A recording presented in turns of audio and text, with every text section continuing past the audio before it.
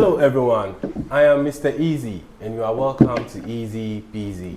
Well, today I'm going to teach you how to use a microwave. Step 1, we need to open the microwave. Now, if you haven't used one before, this is going to seem a little bit complicated. Now, the open button is mostly the biggest button on the microwave. So I'm going to open it. See? Now I'm going to place my food in the microwave.